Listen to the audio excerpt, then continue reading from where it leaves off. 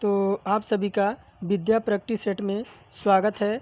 तो देखिए हम आरआरबी, एएलपी और टेक्नीशियन के लिए विद्या पब्लिकेशन सॉल्व करा रहे हैं। देखिए मैंने यह निर्णय लिया है कि जो विद्या पब्लिकेशन है, एक दिन हमारी साइंस प्लस जीके की क्लास चलेगी और दूसरे दिन हमारी मैथ रीजनिंग प्लस किसकी, देखिए रीजनिंग प्लस आपकी मैथ की क्लास चलेगी। और जो है टेलीग्राम पे ही आपको इसका जो है पीडीएफ मिलेगा। और अभी तक जो भाई बहन टेलीग्राम ज्वाइन नहीं किए हैं, टेलीग्राम ज्वाइन कर लें। आपको वहाँ पे निःशुल्क आपको जो है पीडीएफ वहाँ से मिलेगा और 20 सॉल्यूशन के साथ मिलेगा। और विद्यार्थियों से जीवन से रिलेटेड आपका एग्ज़ाम हो गया, कोई इंपॉर्टेंट सूचना हो गई, वह भी मैं आपको टेलीग्राम पे प्रोवाइड कराता हूँ। तो आप ज़रूर टेलीग्राम ज्वाइन कीजिए। टेलीग्राम का लिंक आपको वीडियो को डिस्क्रिप्शन में मिल जाएगा, नहीं तो आप डायरेक्ट ही जो है टेलीग्राम पे क्लास ORS सर्च करके आप चैनल के साथ जुड़ सकते हैं। तो चलिए शुरू करते हैं आज की क्लास। और जो भी भाई अगर नए हैं तो चैनल को सब्सक्राइब करके बेल आइकन को ऑन कर लें, और जो पहले से ही हैं सब्सक्राइबर वो उनके लिए धन्यवाद। तो चलिए शुरू करते हैं और कॉपी कलम लेकर बैठ जाइए, क्योंकि इसमें आपके साइंस में आपको न्यूमेरिकल के भी प्रश्न देखने को मिलेंगे। तो देखिए आगे बढ़ने से पहले इम्पोर्टेंट सूचना उन विद्यार्थियों के लिए जो आरआरबी एनटीपीसी की तैयारी कर रहे हैं। और जो है चक्षु प्रकाशन आपके लिए लेकर आया है बेस्ट बुक। आप यहाँ देख पा रहे होंगे कि आपको रीजनिंग की, देखिए रीजनिंग की आपको यहाँ पे चैप्टर वाइज जो है एमसीक्यू मिल जाएगा, जिसमें आपको 6000 प्लस क्वेश्चन मिलेंगे। और रेलवे मैथ मिल जाएंगे, यह भी चैप्टर वाइज। और सोल्व पेपर इसमें मिलेगा, जो भी आपके कॉम्बो पैक में इनमें आपको इसमें सोल्व पेपर मिलेगा, और इसमें भी आपको 6000 प्लस क्वेश्चन मिलेंगे। और इसमें आपके 6900 प्लस आपके सामान्य अध्ययन मिलेंगे, और जिसमें आपके साइंस भी रहेंगे। और देखिए यहाँ पे आपको स्टडी गाइड भी मिलेगी आरआरबी एनटीपीसी की, आप यहाँ देख पा रहे होंगे। और विथ PYQ, और जितने भी आपके आरआरबी एनटीपीसी के एग्ज़ाम हुए हैं उसमें आपको मिल जाएगा 20 सॉल्यूशन के साथ। और ये आपको आसानी से अमेज़ोन, फ्लिपकार्ट और मीशो पर आसानी से आपको मिल जाएगा। आप यहाँ देख पा रहे होंगे, ये आसानी से आपको मिल जाएगा। नहीं तो आप जो है इसका डिस्क्रिप्शन में आपको वीडियो का लिंक में दे दूँगा, आप वहाँ से इसे बाई कर सकते हैं। तो चलिए आज की क्लास हम शुरू करते हैं, और कॉपी कलम लेकर तैयार रहिए और पहला प्रश्न का उत्तर दीजिए। तो देखिए पहला प्रश्न क्या कह रहा है, कह रहा प्रकाश वर्ष किसे मापा जाता है। प्रकाश वर्ष से किसे मापा जाता है। तो देखिए ऑप्शन कह रहा है कि ऊर्जा है, दूरी है, शक्ति है और वेग है। तो 4 विकल्प दे रखे हैं। तो देखिए जो प्रकाश वर्ष होती है ना, वह दूरी मापने का यंत्र होता है। किसका? तो दूरी मापने का यंत्र होता है। और बाकी देखिए प्रकाश वर्ष वह दूरी है जो प्रकाश के एक वर्ष में तय करता है। एक प्रकाश वर्ष आपका कितना होता है। तो देखिए एक प्रकाश वर्ष आपका होता है 9.46 इंटू 10 पे पावर आपका 11 किलोमीटर के बराबर होता है। अब देखिए आपका न्यूमेरिकल का प्रश्न है, क्या कह रहा है कि 20 न्यूटन का एक बल एक वस्तु को 2 मीटर विस्थापित कर देता है और 20 जूल का कार्य करता है। बल और विस्थापन के बीच का कोण पूछ रहा है। क्या पूछ रहा है? तो बल और विस्थापन के बीच का कोण पूछ रहा है। तो देखिए मैं इसको थोड़ा सा साइड में लगा देता हूँ। और देखिए अगर आपको क्वेश्चन देखने में दिक्कत लगे तो आप जो है मोबाइल को रोटेट स्क्रीन पर कर लीजिए, आपको जो है अच्छा दिखेगा और समझ भी आएगा। तो देखिए यहाँ क्या दे रखा है, F बराबर आपका दे रखा है 20 न्यूटन। F बराबर आपको 20 न्यूटन दे रखा है। और D बराबर कितना दे रखा है? तो D बराबर आपको दे रखा है 2 मीटर दे रखा है, 2 मीटर दे रखा है। और W बराबर कितना दे रखा है? W बराबर आपको कितना? तो 20 जूल दे रखा है। W बराबर 20 जूल दे रखा है। तो अब देखिए कार्य बराबर क्या होता है, यानी वर्क बराबर हमारा क्या होता है।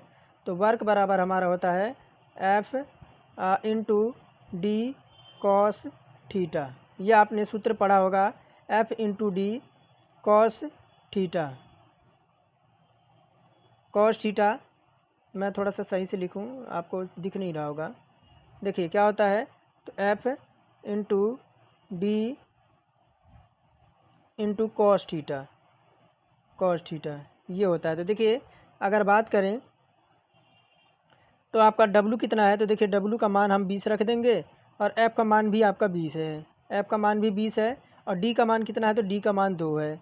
इनटू में क्या हो जाएगा, तो कॉस थीटा हो जाएगा, कॉस थीटा हो जाएगा। अब देखिए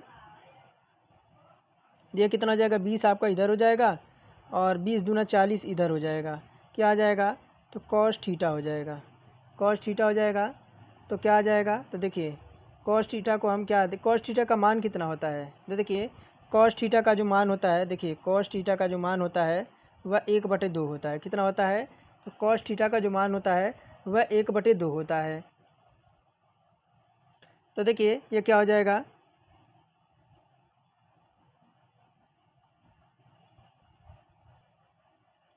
देखिए इससे क्या करते हैं, अभी देखिए अभी इसको ऐसे ही छोड़ देते हैं, क्या हो जाएगा, देखिए यहाँ पे, देखिए यहाँ पे 20 से 20 काट देंगे, 20 से क्या कटेगा, 20 से एक कम 20 हो जाएगा।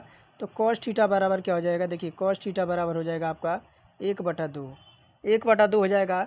अब 1/2 किसका मान होता है, देखिए 1/2 आपका कॉस थीटा कितना हो जाएगा, कॉस थीटा हो जाएगा आपका 60 डिग्री का, कितने का, तो 60 डिग्री का। ऑप्शन नंबर फर्स्ट हमारा देखिए इसमें करेक्ट हो जाएगा, क्या हो जाएगा, ऑप्शन नंबर फर्स्ट इसमें हमारा करेक्ट हो जाएगा। आगे बढ़ते हैं। अब देखिए तीसरा नंबर भी शायद आपका न्यूमेरिकल की है, न्यूमेरिकल ही है। कह रहा एक वस्तु का द्रव्यमान 10 किलोग्राम है, पृथ्वी पर इसका भार क्या होगा। यहाँ पे आपका जी का मान 9.8 मीटर प्रति सेकंड स्क्वायर दे रखा है। तो देखिए अगर बात करें डब्लू यानी भार बराबर कितना दे रखा है, तो तीसरा नंबर है ना, तो देखिए डब्लू बराबर हमारा कितना दे रखा है, यानी डब्लू बराबर आपका क्या होता है, तो एम जी, क्या होता है, एम जी होता है, जिसमें डब्लू आपका भार होता है, एम आपका द्रव्यमान होता है, और जी आपका क्या होता है, तो गुरुत्वीय त्वरण होता है, क्या होता है, जी आपका गुरुत्वीय त्वरण होता है। अब देखिए यहाँ पे एम का मान रखेंगे 10 और जी का मान कितना दे रखा है, तो जी का मान आपका कितना दे रखा, तो आपका 9.8 दे रखा है। अब देखिए ये आपका गुणा होगा तो दशमलव आपका हट जाएगा, ये आपका हो जाएगा 98 आ जाएगा, 98 किलोग्राम। विकल्प नंबर सी ऑप्शन हमारा करेक्ट हो जाएगा। अब देखिए यही कह रहा है कि निम्नलिखित में से कौन सा सूत्र विस्थापन समय का संबंध का वर्गीकरण है। तो निम्नलिखित में से कौन सा सूत्र विस्थापन समय संबंध का वर्गीकरण कर रहा है, तो ये हो जाएगा हमारा विकल्प नंबर डी।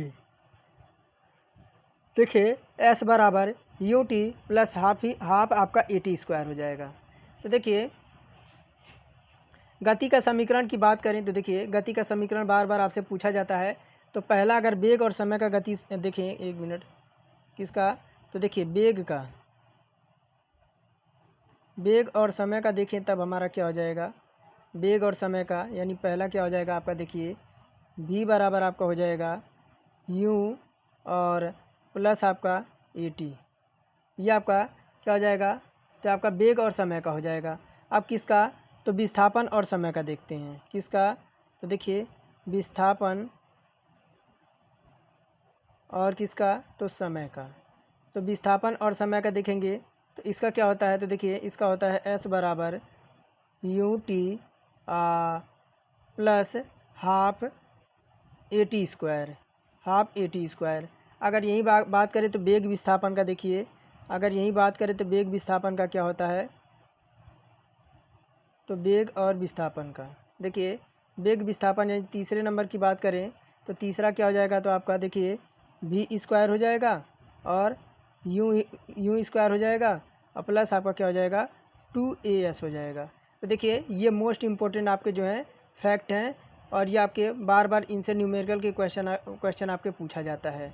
भी आपका प्रारंभिक वेग होता है और यूँ आपका यहाँ पे अंतिम वेग होता है। अब देखिए आगे बढ़ते हैं 5वां नंबर प्रश्न पर। क्या कह रहा है कि मनुष्यों के लिए ध्वनि की श्रव्य सीमा लगभग कितनी तक की होती है। तो देखिए आपकी 20 हर्ट्ज से कितना, तो 20 हर्ट्ज से आपके देखिए 20,000 हर्ट्ज तक कितना, तो ध्वनि तरंगे एक प्रकार की अनुदैर्ध्य तरंगे होती हैं। इनकी उपस्थिति वस्तुओं में कंपन होने से होती है। जिन ध्वनि तरंगों की आवृत्ति 20 Hz से आपकी जो है 20,000 Hz के मध्य आवृत्ति वाले तरंगों को श्रव्य तरंगे कहते हैं, और जो आपका 20,000 Hz से अधिक आवृत्ति वाले तरंगों को पराश्रव्य तरंगे कहते हैं। अब देखिए कह रहा उत्तल लेंस की फोकस दूरी अगर आपकी 2.5 मीटर है तो इसकी क्षमता पूछ रहा है।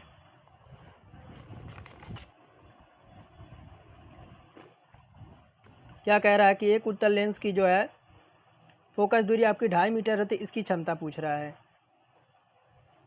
तो देखिए क्या होता है, यह हमारा होता है 1/f होता है, और यहीं आपका कितना दे रखा है तो ये आपका हो जाएगा 1 आपका 2.5 हो जाएगा, 2.5 हो जाएगा।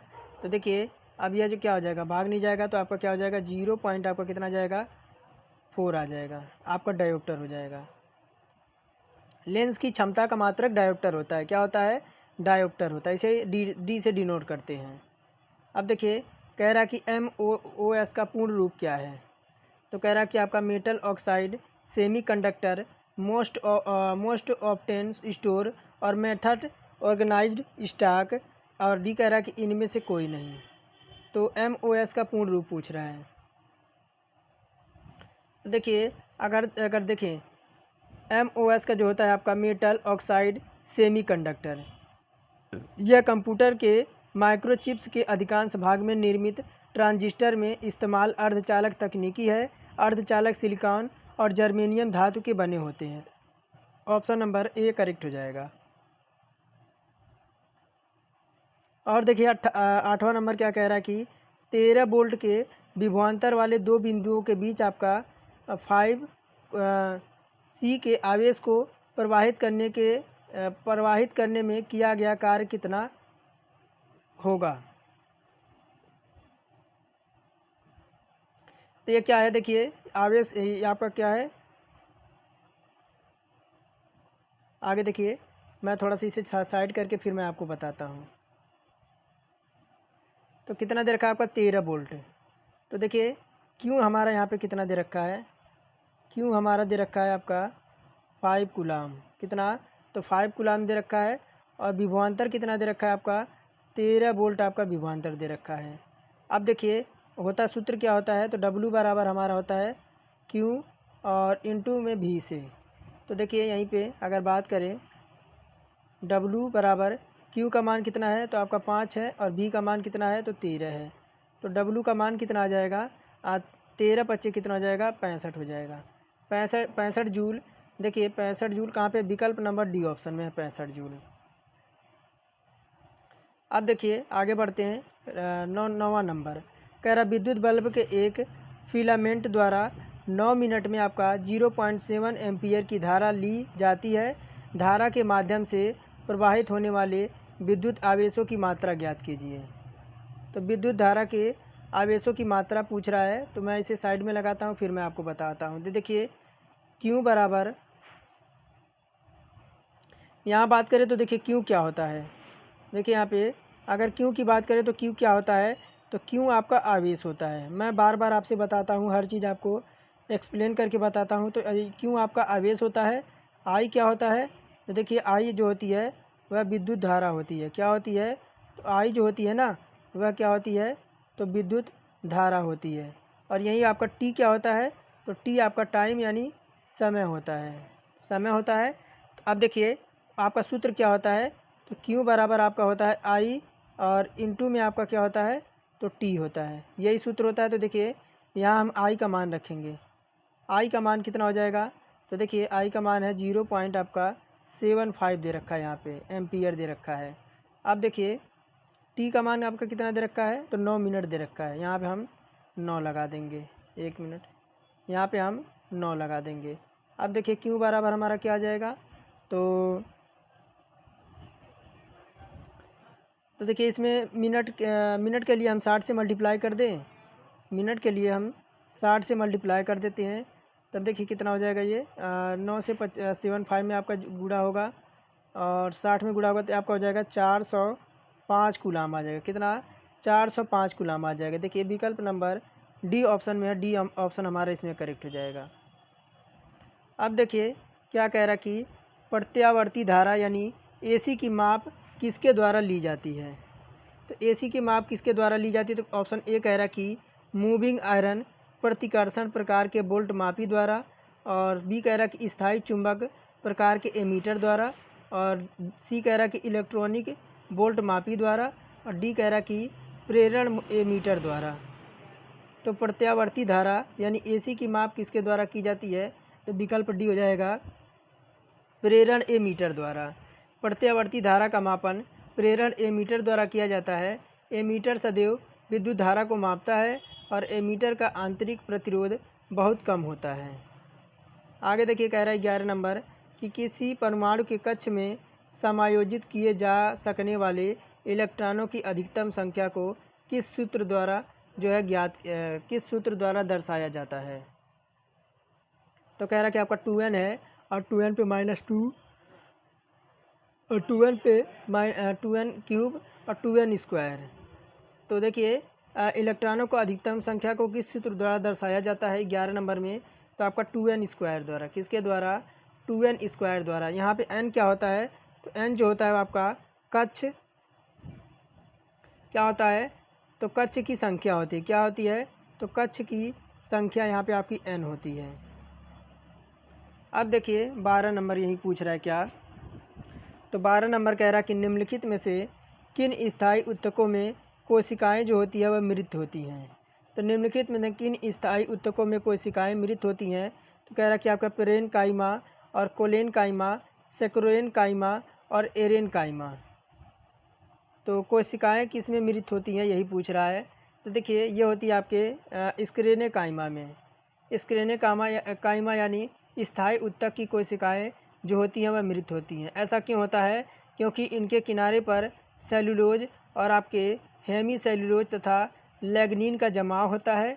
यह ऊतक तने में संवहन बंडल के समीप और पत्तों की शिराओं तथा बीजों और फलों को कठोर छिलकों में उपस्थित होता है, और नारियल का छिलका इसका सर्वोत्तम उदाहरण एक हो सकता है। अब बढ़ते हैं 13 नंबर प्रश्न की ओर। तो देखिए 1 मिनट ऊपर चला गया ज़्यादा।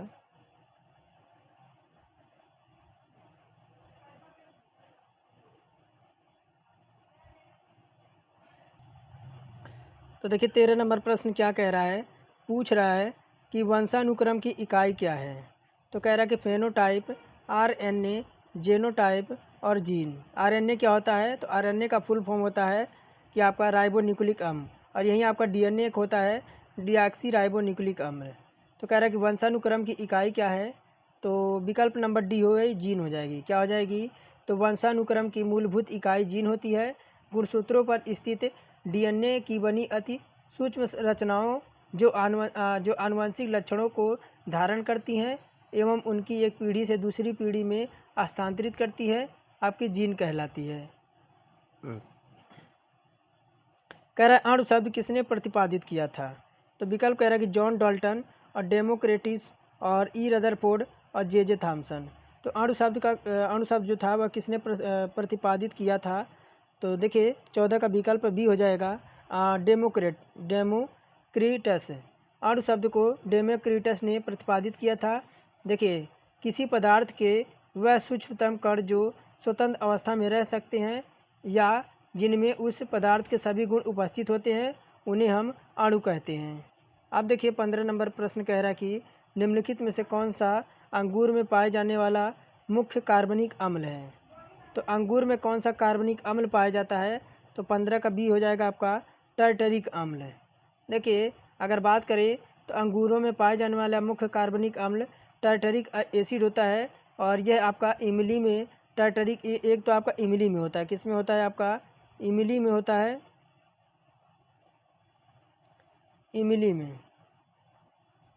इमली में और आपके किस में? तो सेब में, केले में, तरबूजे में आपके मौलिक एसिड, दही में देखिए आपकी दही में लैक्टिक एसिड होती है, और फार्मिक एसिड जो होती है वह बिच्छू के डंक में और चींटी के डंक में पाई जाती है। तो फार्मिक जो आपका देखिए बार बार प्रश्न पूछा जाता है कि फार्मिक एसिड आपका कहाँ पाया जाता है? तो बिच्छू और चींटी के डंक में पाया जाता है। आगे बढ़ते हैं 16 नंबर प्रश्न ये देखिए पूछ रहा है कि इलेक्ट्रॉनों का वह अधिकतम संख्या जो बाह्य कक्षा में रह सकता है। तो देखिए आपके 8 है। देखिए बाह्यतम कक्षा में इलेक्ट्रॉनों की अधिकतम जो संख्या हो सकती है वो आपकी 8 हो सकती है। और 17 नंबर कह रहा है कि सभी एसिड के लिए आम तत्व हैं। तो कह रहा है कि ब्रोमीन और क्लोरीन, आयोडीन और हाइड्रोजन। तो कह रहा है कि सभी एसिड के लिए आम तत्व क्या हैं, तो विकल्प डी हो जाएगा हाइड्रोजन। देखिए बाह्यतम हाइड्रोजन सभी एसिड के लिए एक अम्ल तत्व है और सभी अम्ल जलीय विलयन में हाइड्रोजन यानी आपका धनायन जो है धनायन उत्पन्न करते हैं, लेकिन आपका हाइड्रोक्लोरिक अम्ल यानी HCl और नाइट्रिक अम्ल यानी आपका PNO3 आदि होते हैं। आगे देखिए क्या कह रहा है 19 नंबर प्रश्न कह रहा है कि न्यूट्रॉन की खोज किस वैज्ञानिक ने की थी। तो देखिए एक आपका ट्रिक होता है ईंट पर नाच। क्या होता है, तो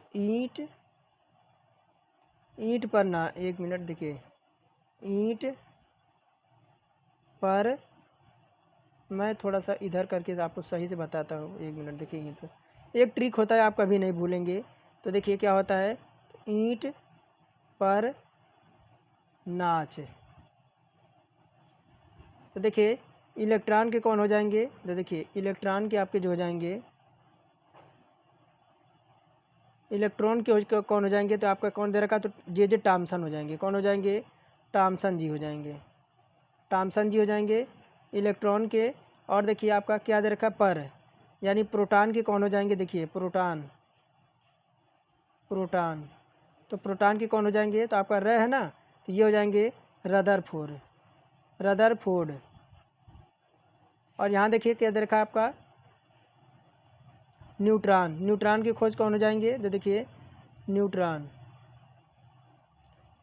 की खोज करता कौन हो जाएंगे, तो यहाँ का आप हो जाएगा जेम्स चैडविक, ये हो जाएंगे। यही शॉर्ट ट्रिक है। आप जो है ईंट पर नाच, यही आप याद कर लीजिए, आपको यह जीवन में क्वेश्चन आप नहीं भूलेंगे। अब देखिए क्या पूछ रहा था हमसे, तो न्यूट्रॉन की खोज किस वैज्ञानिक ने की थी।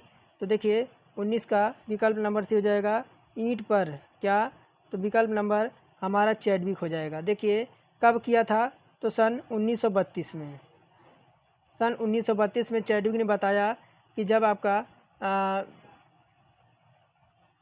Be तथा B आदि हल्के तत्वों पर तीव्र गति के अल्फा कणों को बमबारी की जाती है, तो उसमें उदासीन और बेधी कणों को उत्सर्जन होता है, जिन्हें न्यूट्रॉन कहा जाता है। अब देखिए आगे आपका क्या आ गया, 20 नंबर है ना। देखिए 20 कह रहा है कि एसिटिलीन निम्न में से विद्युत अपघटन द्वारा प्राप्त होती है। तो एसिटिलीन आपके किस विद्युत अपघटन द्वारा प्राप्त होती है, तो विकल्प कह रहा है कि सोडियम सक्सीनेट और सोडियम आपके प्यूपरेट। तो देखिए विकल्प सी कह रहा है कि आपका ए और बी दोनों, और डी कह रहा है इनमें से कोई नहीं। तो देखिए विकल्प बी हो जाएगा आपका सोडियम फ्यूमेरेट जो होता है आपका, ये जो आपका कैसे होता है, तो एसिटिलीन द्वारा विद्युत अपघटन द्वारा प्राप्त होता है। अब देखिए 21 नंबर कह रहा है कि आपका यहाँ से आपका जीके का प्रश्न स्टार्ट है। कह रहा है कि निम्नलिखित में से कितनी अवधि तक एक प्रधानमंत्री अथवा राज्य विधानमंडल का सदस्य बने बिना अपने पद पर रह सकता है। तो कब तक, तो टोटल 6 माह तक। अगर मंत्रिपरिषद का कोई सदस्य राज्य में विधानमंडल या केंद्र में संसद का सदस्य नहीं है, तो उसे पद ग्रहण करने के लिए 6 माह के अंदर संसद विधानमंडल का सदस्य बनना पड़ेगा, अन्यथा उसे मंत्रिपरिषद से त्यागपत्र देना पड़ेगा। और 22 नंबर कह रहा है दिल्ली का प्रथम मुस्लिम शासक कौन था। तो आप सभी जानते होंगे कि कुतुबुद्दीन ऐबक। तो दिल्ली का जो प्रथम मुस्लिम शासक था कौन था, तो कुतुबुद्दीन ऐबक प्रथम मुस्लिम शासक था कि मोहम्मद गौरी को अपना कोई पुत्र नहीं था। तो देखिए मोहम्मद गौरी का अपना कोई पुत्र नहीं था, इसने लाहौर की जनता ने मोहम्मद गोरों के प्रतिनिधि कुतुबुद्दीन ऐबक को 1206 में राज्य अभिषेक कर दिया। प्रारंभ में ऐबक ने इंद्रप्रस्थ को अपना सैनिक मुख्यालय बनवाया। फिर आपके यल्दोज का सामना करने के लिए लाहौर को अपनी राजधानी बनाया। ऐबक की उसकी उदारता एवं दोनों प्रवृत्ति के कारण लाख बख्श यानी लाखों का दानी कहा जाता है। अपने शासन के 4 वर्ष बाद यानी 1210 में लाहौर में पोलो खेलते समय जो है पोलो खेलते समय घोड़े से गिरकर कारण ऐबक की मृत्यु हो गई थी। यह बार बार पूछा जाता है कि घोड़ों से गिरकर किसकी मृत्यु हुई थी, तो कुतुबुद्दीन ऐबक की। आगे कह रहा है कि व्यापार के लिए भारत आने वाले यूरोपीय लोगों में प्रथम कौन था। तो यहाँ कह रहा कि डच थे, अंग्रेज़ थे, फ्रांसीसी थे या पुर्तगाली थे। तो व्यापार के लिए भारत आने वाले यूरोपीय लोगों में से जो आपका प्रथम सबसे पहले कौन था, तो 23 का ऑप्शन नंबर डी हो जाएगा, पुर्तगाली थे। भारत में व्यापार करने के लिए पहले पुर्तगाली जो थे 1949 कब, तो 1 मिनट, पुर्तगाली उसके बाद आपके देखिए, उसके बाद आपके डच आए। कौन आए? उसके बाद आपके डच आए और इसके बाद डच आए आपका। उसके बाद कौन आया? देखिए इसके बाद डच कब आए थे? डच आए थे आपके 1602 ईस्वी में, 1602 ईस्वी में आए थे। और अंग्रेज़ आए उसके बाद। कौन आए? तो अंग्रेज़ आए। तो अंग्रेज़ कब आए थे? तो अंग्रेज़ आए थे 1599 में। कब आए थे अंग्रेज़? तो 1599 में आए थे। आगे कह रहा कि आपके ड्रैकेंसबर्ग पर्वत किस देश में स्थित है। तो 24 का आपका हो जाएगा दक्षिण अफ्रीका में। क्या है? तो ड्रैकेंसबर्ग पर्वत दक्षिण अफ्रीका में स्थित है। यह दक्षिण अफ्रीका के दक्षिणी पूर्व भाग में आपका विस्तृत है। इसकी सर्वोच्च चोटी आपका एंटोलियान है और जिसकी लंबाई 3482 मीटर है। इस पर्वत की कुल लंबाई आपकी कितनी है? तो आपकी टोटल 1290 किलोमीटर की है। 25 नंबर देखिए, कह रहा है कि भारत में प्रचंड बेरोजगारी पाई जाती है। कह रहा कृषि क्षेत्र में, औद्योगिक क्षेत्र में, सेवा क्षेत्र में और व्यापार क्षेत्र में। तो भारत में प्रचंड बेरोजगारी आपकी पाई जाती है, ऑप्शन नंबर ए, कृषि क्षेत्र में। देखिए भारत में प्रचंड या छिपी बेरोजगारी कृषि क्षेत्र में पाई जाती है। इसके तहत श्रमिक बाहर से तो काम काम पर लगे हुए प्रतीत होते हैं, किंतु वास्तव में उन श्रमिकों को उस कार्य में आवश्यकता नहीं होती है। कह रहा कि मझगांव डाक शिपयार्ड्स लिमिटेड ने किस युद्धपोत को जो है 20 अक्टूबर 2023 को भारतीय नौसेना को सौंप दिया था।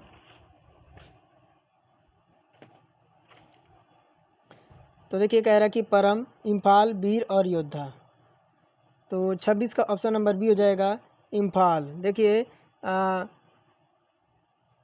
मझगांव डाक शिपयार्ड्स लिमिटेड ने इम्फाल यार्ड जो है नामक युद्धपोत को भारतीय नौसेना को सौंप दिया था। 15वीं क्लास गाइडेड मिसाइल विध्वंसक श्रेणी का यह तीसरा खुफिया युद्धपोत था।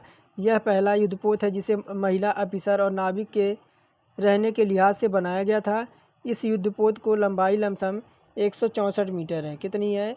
164 मीटर है और इसमें 7500 टन वजन वहन कर सकता है, यानी आ जा सकता है। आगे देखिए कह रहा कि भारतीय नौसेना ने निम्नलिखित में से किस आईआईटी के लिए अपनी मशीन इंजीनियरिंग की चुनौती को आसान बनाने हेतु समझौता ज्ञापन पर हस्ताक्षर किया है। तो दिल्ली, कानपुर, गुवाहाटी और मुंबई। ध्यान से सुनिए, कह रहा कि भारतीय नौसेना ने निम्न में से किस आईआईटी के साथ अपनी मशीन इंजीनियरिंग के चुनौतियों को आसान बनाने हेतु एक समझौता ज्ञापन हस्ताक्षर किया है। तो 27 का ऑप्शन नंबर बी हो जाएगा, आईआईटी कानपुर के साथ। भारतीय नौसेना और भारतीय प्रौद्योगिकी संस्थान कानपुर ने जो है दिल्ली स्थित नौसेना मुख्यालय में एक समझौता ज्ञापन पर हस्ताक्षर किया है। यह समझौता ज्ञापन प्रौद्योगिकी विकास, नवीन समाधान और संयुक्त अनुसंधान और विकास को बढ़ावा देने को उनकी प्रतिबद्धता का प्रतीक है। कह रहा है विश्व स्वास्थ्य संगठन WHO ने कोविड-19 के किस वेरिएंट को दिसंबर 2023 में वेरिएंट ऑफ इंटरनेट घोषित किया है? तो कह रहा है कि आपका अल्फ़ा B117 और कह रहा है गामा B1JN1 और B1.612.2। तो विश्व स्वास्थ्य संगठन यानी WHO ने कह रहा कोविड-19 के किस वेरिएंट को दिसंबर 2023 में वेरिएंट ऑफ इंटरनेट घोषित किया है? तो 28 का ऑप्शन नंबर सी हो जाएगा आपका JN फर्स्ट को। देखिए 28 नंबर है ना। तो विश्व स्वास्थ्य संगठन WHO ने दिसंबर 2023 में खोजे गए कोविड-19 को J1 ट्रेन की वेरिएंट और इंटरेस्ट BY के रूप में पहचाना है।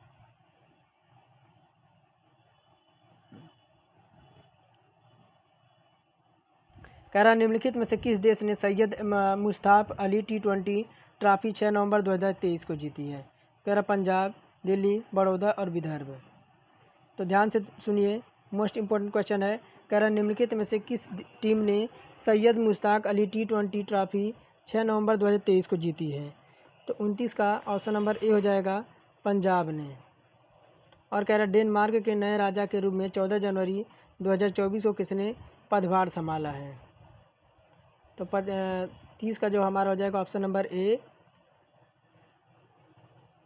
Frederick X. कौन? तो देखिए डेनमार्क के राजा फ्रेडरिक एक्स 14 जनवरी 2024 को अपनी मां रानी मार्ग्रेट द्वितीय के उत्तराधिकारी के रूप में सिंहासन पर बैठे और मकरेद ने 52 वर्ष सम्राट रहने के लिए औपचारिक रूप से पद छोड़ा था। तो ये थे हमारे 30 क्वेश्चन, जिसमें हमारे साइंस के 20 क्वेश्चन थे। साइंस के हमारे इसमें 20 क्वेश्चन और आपके जीके के इसमें हमारे 10 क्वेश्चन। तो इन तीनों को आपने सॉल्व किया है तो कमेंट में बताना है कि आपका क्या उत्तर आया। और अभी तक हमारे चैनल को सब्सक्राइब नहीं किया है तो चैनल को सब्सक्राइब करके बेल आइकन को ऑन कर दें, क्योंकि इसी चैनल पे आपको मिलेगी कंप्लीट तैयारी और जानकारी। तो इसी के साथ विदा लेते हैं, फिर मिलेंगे नेक्स्ट वीडियो के साथ।